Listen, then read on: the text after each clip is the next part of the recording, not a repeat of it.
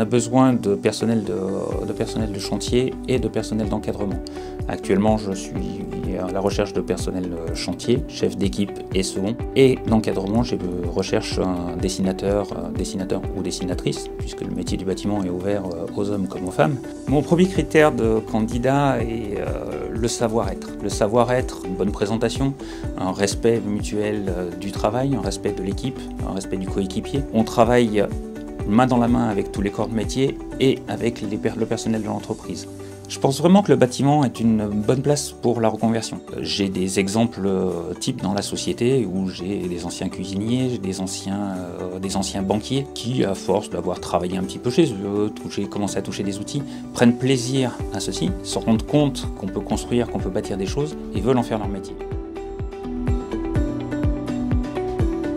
Je dirais que les principales qualités que doit avoir un technicien, c'est d'être organisé dans son travail, de respecter les procédures, donc que ce soit au niveau des fluides, au niveau de l'organisation de l'entreprise, donc de remplir les bons d'intervention, avoir un certain relationnel client, donc être poli avec les clients, dire bonjour, au revoir. Le client a toujours raison, c'est lui qui paye. Ensuite, il faut aussi être autonome sur un chantier, réactif aux aléas, c'est-à-dire que s'il y a quelque chose qui se passe qui n'était pas prévu, comment réagir, qu'est-ce que je fais, comment je vais faire pour faire face aux problèmes et pouvoir me débrouiller pour quand même faire avancer le chantier. C'est un métier où c'est technique, il faut vouloir se former, mais une fois qu'on est formé, c'est un métier intéressant, on voit plein de choses, on fait des choses différentes. Il faut aussi bien de l'installation, du dépannage, de l'entretien. Il y a vraiment plein de facettes, on peut être dans des bureaux d'études, on peut faire plein de choses. Dans notre métier d'installateur chauffage, plomberie, sanitaire, ce n'est pas qu'un métier, c'est une multitude de métiers.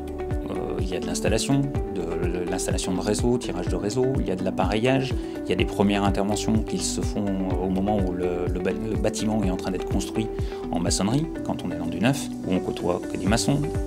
Ce qu'on appelle vraiment, quand on arrive dans la période seconde œuvre, où on a aussi des chantiers de rénovation en site occupé, où là on rentre dans l'intimité des gens et on va travailler chez les gens. Autre partie de notre métier, faire une installation, c'est bien, il faut la mettre en service. La mise en service de cette installation demande les connaissances de l'installation et la maîtrise du matériel.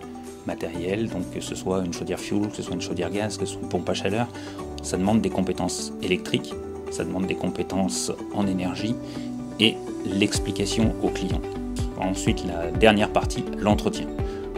Un contrat d'entretien, une chaudière gaz, une chaudière fuel doit être entretenue. Donc c'est une équipe spécifique, c'est une autre partie de notre métier.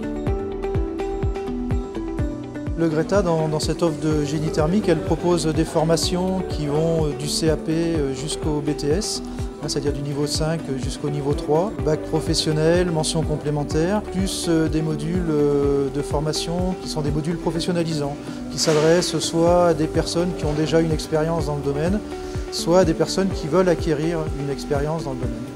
On recherche des personnes qui sont issues de tout secteur, pas forcément du milieu professionnel, du génie thermique ou du génie climatique, mais les personnes peuvent venir des secteurs de l'industrie, du commerce, de la vente.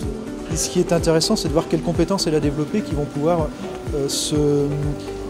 s'appliquer au futur métier qu'elle souhaite faire.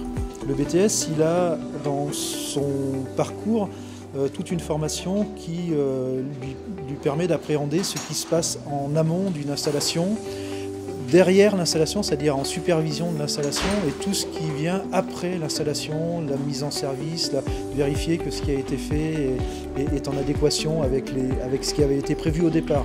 Et c'est une vision que n'ont pas souvent les stagiaires quand ils ont fait que du CAP ou du bac pro.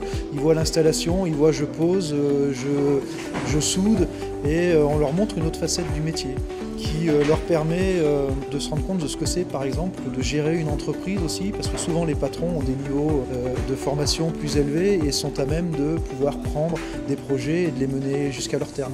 Ces formations vous intéressent? Contactez-nous.